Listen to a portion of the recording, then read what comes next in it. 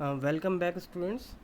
आज का जो अपना ट्रेनिंग एंड ऑर्गेनाइजेशनल डेवलपमेंट का जो सेशन है, इसका टॉपिक है हमारा इंडिविजुअल इंटरवेंशन। इंडिविजुअल इंटरवेंशन अपन ने लास्ट क्लास में भी आपने पढ़ा था, याद होगा आपको, जब हमने देखा था कि इंडिविजुअल इंटरवेंशन या चेंजेस जो था वो रिलेट कर रहा था इंडिविजुअल एम्प्लॉयज़ से। तो ये जो है आपका intervention that is relate with the 1-to-1 meeting between एक यूँ बात करें कि क्लिनिशियन और प्राइमरी कैरिजिवर। तो जिसका मतलब ये हुआ कि जैसे हमने देखा है कि कई बार एक डॉक्टर के पास सिर्फ एक ही पेशेंट जाता है। डॉक्टर जब किसी क्लिनिक में हम जाते हैं तो वहाँ पे क्या डॉक्टर कहता है कि नहीं आप भीड़ मत करिए, 1-to-1 पेशेंट से मैं बात करूँगा। तो ये जो चेंजेस हैं ये भी इसी बात से रिलेट है कि जब भी हम अपने ऑर्गेनाइजेशन में इस चेंजेस की बात करते हैं, इंडिविजुअल इंटरवेंशन, यानी कि हमें इंडिविजुअल हर एक एम्प्लॉय के स्किल्स को डेवलप करना है। तो जैसे कई बार होता है कि एम्प्लॉयज़ को कई तरीके का स्ट्रेस होता है। जैसे स्ट्रेस जैसे रखते हैं किसी कि हमने जो जॉब डिज़ाइन करी तो पर्सन उसके अंदर फुल्ली कंफर्टेबल काम नहीं कर पा रहा, कभी वह वर्किंग कंडीशन अच्छी नहीं है या कुछ पर्सनल मैटर उनके हो सकते हैं। तो इसमें कई सारी ऐसी चीज़ें होती हैं जो एम्प्लॉय की परफॉर्मेंस को रोकती हैं फुल्ली परफॉर्म करने के लिए। इसका इफ़ेक्ट ऑर्गेनाइजेशन की परफॉर्मेंस पे पड़ता है, उसके गोल्स पे पड़ता है। तो इसलिए इस पॉइंट को यहाँ देखा गया कि किस तरीके से हमने यहाँ पे जो एग्ज़ाम्पल लिया है वो एक क्लिनिकल पेशेंट्स का लिया है। जिस तरह से एक डॉक्टर एक पेशेंट को ध्यान में रखते हुए उसकी इंडिविजुअल चेंजेस उसके अंदर लाने की कोशिश करते हैं, जैसे हमने साइकोलॉजिस्ट को देखा है कई बार, या फिर हमने इसके अंदर देखा कि एक पेशेंट है जो कि कैंसर से दर्द में है और उसको किस तरह से उसके बिहेवियर के अंदर जो इरिटेशन आ गई थी या स्ट्रेस आ गया था उसको कैसे डॉक्टर्स जो है रिलीज़ करते हैं धीरे धीरे करके। तो बड़ा केयरफुल असेसमेंट होता है जब हम एक डॉक्टर एक पेशेंट के बीच में इलाज का नज़रिया देखते हैं। तो उसी तरह से हमने यहाँ पे भी इस चीज़ को ध्यान में दिया है कि कैसे एक पर्सन जो है, एक डॉक्टर जो है वो पेशेंट की प्रॉब्लम को आइडेंटिफाई करता है, उसको डायग्नोस करता है, उसके साथ साथ किस तरीके से वो अपने गोल्स को कि इस पेशेंट की रिकवरी करनी है, क्या उस प्लानिंग है कि कितने समय में इसके अंदर कौन कौन से न्यू सिम्टम्स का मतलब है इम्प्रूवमेंट आने दिखाई देने चाहिए। तो ये सारी चीज़ें हम इसके अंदर देख सकते हैं। तो सबसे पहला जो हमने इंडिविजुअल इंटरवेंशन देखा वो है कोचिंग। कोचिंग का मतलब है कि जो आपके पीपल्स या एम्प्लॉयज़ हैं उनके अंदर हम स्किल्स और एबिलिटीज़ को थ्रू कोचिंग हम डेवलप करना चाह रहे हैं, बूस्ट करना चाह रहे हैं, उनके परफॉर्मेंस को इन्हेंस करना चाह रहे हैं। ये it can also help with issues and challenges, क्योंकि ये कई सारी प्रॉब्लम्स को दिखाई देती हैं जब हम किसी कैंडिडेट पर्सन से बात करते हैं, क्योंकि हर पर्सन की बहुत सारी समस्या देखी गई है। एम्प्लॉयज़ के हमने कहा कि बहुत सारी कंडीशन ऐसी होती हैं जब एम्प्लॉयज़ काम करते वक्त अपने माइंड में रखता है। तो जो कोचिंग सेशन होता है वो कन्वर्सेशन होती है between the coach and the person who will be a coach, जिसको हमें कोचिंग देनी है। और फोकस किस बात पर रहता है कोच का, कि वो उसकी प्रॉब्लम के आंसर के तौर पे उसको एक इमेज क्रिएट कर सके कि जब भी कोई प्रॉब्लम उसको होगी तो वो अपने उस कोच से बात करके उस प्रॉब्लम का सॉल्यूशन कर लेगा। तो हमने बहुत सारी जगहों पे ऐसे एग्जांपल्स देखे हैं, जैसे स्पोर्ट्स पर्सन हमने देखे हैं, कोई भी स्पोर्ट्स गेम आप देखिए वहाँ पे एक कोच होता है। वो कोच क्या करता है, वो कोच उनको सिखाता है, प्रॉब्लम्स के बारे में बताता है, उस प्रॉब्लम से कैसे ओवरकम हो सकता है ये बताता है। तो coach in the workplace and not counsellor. हमें कोच चाहिए, हमें काउंसलर नहीं चाहिए, हमें साइकोथेरेपिस्ट नहीं चाहिए, हमें गुरु चाहिए, हमें टीचर्स चाहिए, ट्रेनर चाहिए, कंसल्टेंट चाहिए। क्योंकि सबके अंदर क्या है कि कहीं ना कहीं कि जो कोच है वो आपका ना तो वो काउंसलर है, ना ही वो साइकोथेरेपिस्ट है, ना ही वो गुरु है, ना वो टीचर है। He is just a coach जो कि आपकी प्रॉब्लम को आइडेंटिफाई करेगा और उसका सॉल्यूशन बताएगा। तो जो कोचिंग होगी वो होगी कि when everyone clearly understand the reason for hiring a coach. तो जब आप किसी कोच को निर्धारित करें, किसी पर्सन को कोचिंग की रेस्पॉन्सिबिलिटी दें, तो सबसे पहले ये देख लीजिए कि ऑर्गेनाइजेशन उसको से क्या एक्सपेक्ट कर रही है और क्या चाहती है और क्या कोचिंग देनी है। तो वैसे तो मैनेजर्स और लीडर्स जो होते हैं ऑर्गेनाइजेशन में, वो इफ़ेक्टिवली कोचिंग का रोल प्ले करते हैं, पर एक्सटर्नली यदि हम कोच को लेके आते हैं, हायर करते हैं, तो एम्प्लॉय उससे फ्री ऑफ माइंड बात कर सकता है, जबकि ऑर्गेनाइजेशन के जो मैनेजर और सुपरवाइजर्स होते हैं वो फ्रीली अपनी बात उनको नहीं कह पाता। इसलिए we have to find out और hired coaches from external environment. Then आता है काउंसलिंग। काउंसलिंग क्या है? It is a process that occur when a client and the counselor set aside time in order to explore difficulties which may include the stressful or emotional feeling of the client। तो counselling की requirement कब पड़ती है?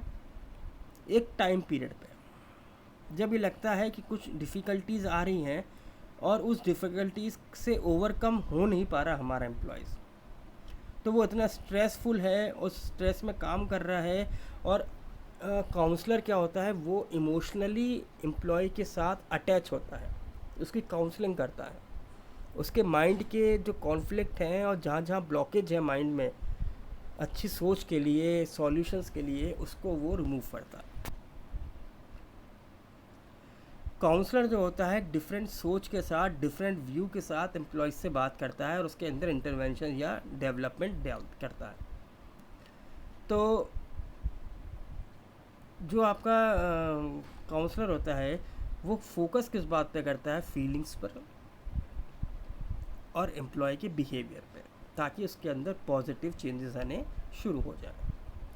Counsellor और employ के बीच में जो सबसे बड़ा रिलेशन है वो है ट्रस्ट का।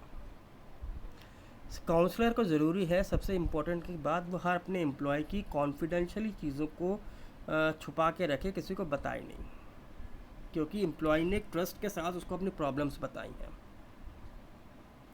फिर आता है ट्रेनिंग।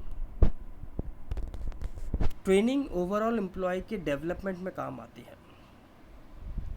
किसी भी काम को परफॉर्म करने के लिए ज़रूरी है कि उसको उस चीज़ की प्रॉपर नॉलेज होनी चाहिए। जब वो काम को या जॉब को करेक्टली करेगा तो वो अपनी परफॉर्मेंस को एनहेंस करेगा, इफ़ेक्टिवली करेगा, तो और कंसिस्टेंटली उसको उसी तरीके से करता जाएगा। तो training is very much important for individual development. Training हमने पहले भी पढ़ी, पहले भी हमने कई मॉड्यूल्स में ट्रेनिंग के बारे में बात कर चुके हैं। हम दोबारा से एक बार इसको रिवाइज कर लेते हैं। डेल एस बीच ने कहा था कि ट्रेनिंग क्या है? ट्रेनिंग एक प्रोसीजर होता है जिसके थ्रू पीपल्स जो होते हैं लर्न करते हैं about the skills and knowledge for definite purpose. जिस भी टॉप जॉब के लिए उसको रिक्रूट किया गया है, उस जॉब को परफॉर्म करने के लिए क्या नॉलेज और स्किल्स होनी चाहिए, वो ट्रेनिंग के थ्रू पर्सन को लर्न कराई जाती है। अब ट्रेनिंग की रिक्वायरमेंट क्यों रहती है? सबसे पहले अगर हम देखें कि ट्रेनिंग की रिक्वायरमेंट आती है क्योंकि एनवायरनमेंट क्या है, नॉर्मली चेंज होता रहता है। आजकल का जो ये कट थ्रोट कॉम्पिटिशन हम देखें, यहाँ पे सबसे बड़ी चीज़ जो आ रही है वो आ रही है कंप्यूटराइजेशन, डिजिटलाइजेशन, ऑटोमेशन, जिसकी वजह से आपको ऐसे एम्प्लॉयज़ की रिक्वायरमेंट है जो कि इन तीनों चीज़ों में फुल्ली एक्सपर्ट हो। फिर ऑर्गेनाइजेशनल कॉम्प्लेक्सिटी। आजकल के मॉडर्न टाइम युग में न्यू इन्वेंशंस बहुत रैपिडली और फ्रीक्वेंटली हो रहे हैं। टेक्नोलॉजिकल अपग्रेडेशन भी बहुत फ्रीक्वेंटली हो रहा है। हर एक ऑर्गेनाइजेशन के अंदर डाइवर्सिफिकेशन की जो स्ट्रेटजी है बहुत ज़्यादा आती जा रही है। तो इतनी ज़्यादा कॉम्प्लेक्सिटी हो गई है, एम्प्लॉयज़ को कई कई तरीके के टास्क जो है परफॉर्म करने पड़ते हैं। तो इसके लिए भी ज़रूरी है कि हम एम्प्लॉयज़ को ट्रेनिंग जो है प्रोवाइड कराएं। फिर आता है ह्यूमन रिलेशन। जितनी ज़्यादा कॉम्प्लेक्सिटी आ रही है, जितना ज़्यादा कंपटीशन बढ़ रहा है, उस तरीके से आपस के एम्प्लॉयज़ के रिलेशंस भी क्या हैं, थोड़े से यूँ कहें कि ख़राब होते जा रहे हैं। क्यों? क्योंकि अब आजकल जो है लोगों से एक्शन और परफॉर्मेंस ओरिएंटेड अप्रोच होने लग गई। तो एम्प्लॉयज़ के आपस के रिलेशंस को भी हम विद द ट्रेनिंग इम्प्रूव कर सकते हैं। अब नेक्स्ट आता है ट्रेनिंग की रिक्वायरमेंट। क्यों? क्योंकि it's match the employ specification with the job requirement. अगर आप ट्रेनिंग देते में ये समझाएंगे कि जिस टास्क और किस जॉब के लिए आपको रिक्रूट किया है, उस जॉब को परफॉर्म करने के लिए वी नीड ट्रेनिंग, इसलिए आपको ट्रेनिंग कराई जा रही है, तो वो अपनी ट्रेनिंग को जो एम्प्लॉय है वो बहुत सीरियसली समझेगा और इफेक्टिवली उसको लर्न करेगा। Then change in job assignment. आजकल जो है एम्प्लॉयज़ को थोड़ा सा कैरियर ओरिएंटेड होने लग गया है। अगर उनको प्रमोशन चाहिए, हायर लेवल डेजिग्नेशन चाहिए, पोजीशन चाहिए, तो उनको ट्रेनिंग की रिक्वायरमेंट है। जैसे हमने पहले कहा, कॉम्प्लेक्सिटी की वजह से एम्प्लॉयज़ को डिफरेंट डिफरेंट डिपार्टमेंट्स पे भी क्या है काम करना पड़ सकता है, जो कि उसकी एजुकेशन से अलग हो सकती है। तो उनको इन सब चीज़ों के लिए, डिफरेंट असाइनमेंट्स को कंफर्म करने के लिए और या इम्प्लीमेंट करने के लिए नीड है हमें किस चीज़ की? ट्रेनिंग की। यदि हम इम्पोर्टेंस की बात करें, आजकल का जैसे हमने कहा कि जो चेंजेस फ्रीक्वेंटली हो रहे हैं, इसके लिए ज़रूरी है कि जो आपके मैनेजर्स हों, सुपरवाइज़र्स हों, आपका जो ह्यूमन रिसोर्स है, उनको प्रॉपर टाइम ट्रेनिंग चाहिए फॉर हैंडल द डिफरेंट और टिपिकल सिचुएशंस। उनके इम्प्रूवमेंट के लिए हमें ट्रेनिंग की रिक्वायरमेंट है, उनके सेल्फ कॉन्फिडेंस के लिए हमें ट्रेनिंग की रिक्वायरमेंट है, उसकी एम्प्लॉयबिलिटी, ऑर्गेनाइजेशन में स्टेबिलिटी के लिए हमें उसको ट्रेनिंग की रिक्वायरमेंट है। वेस्टेज ना हो, कैजुअलिटीज़ ना हो, एरर ना हो, इन सब चीज़ों के लिए वी नीड ट्रेनिंग। तो ट्रेनिंग कौन सी है? सबसे पहले आती है आपकी इंडक्शन ट्रेनिंग। इंडक्शन ट्रेनिंग क्या है? जब कोई नया एम्प्लॉय रिक्रूट किया जाता है, तो उसको ऑर्गेनाइजेशन के डिफरेंट डिपार्टमेंट, डिफरेंट लोगों के साथ उसका इंट्रोडक्शन कराया जाता है, ताकि एक फैमिलियर एनवायरनमेंट जो है वो माइंड में उसके डेवलप हो सके। दूसरा आता है जॉब इंस्ट्रक्शन ट्रेनिंग। किसी भी जॉब, जिस जॉब को परफॉर्म करने के लिए उसको हमने रिक्रूट किया है, उसके रिगार्डिंग उसको जॉब कैसे परफॉर्म करना है, उसको हम डिमॉन्स्ट्रेट करके ट्रेनर्स को दिखाते हैं, ताकि वो उस जॉब को उसी तरीके से बाद में क्या करे, परफॉर्म करे या उसको वो करे। देन आता है वेस्टिब्यूल ट्रेनिंग। वेस्टिब्यूल ट्रेनिंग क्या है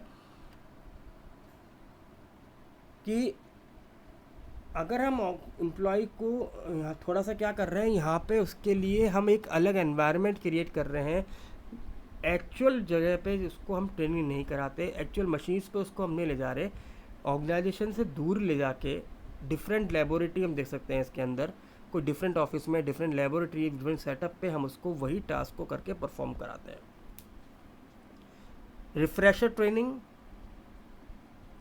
रिफ्रेशर ट्रेनिंग होती है in the form of conferences and seminars के साथ, ताकि एम्प्लॉयज़ जो हैं इनकॉर्पोरेट हो सकें लेटेस्ट डेवलपमेंट और चेंजेस से, और उसकी एम्प्लॉयज़ भी क्या है, जो इसकी स्किल्स है वो भी क्या हो, इनहेंस हो सकें। फिर आता है अप्रेंटिसशिप। अप्रेंटिसशिप ये है कि इसको एक लिमिटेड टाइम पीरियड तक क्या करना है, ट्रेनिंग करनी है, ताकि उस टास्क पीरियड में जब वो परफॉर्म करेगा, तभी हम उसको मेन टास्क पे या मेन जॉब पे उसको हम असाइनमेंट देना शुरू करेंगे।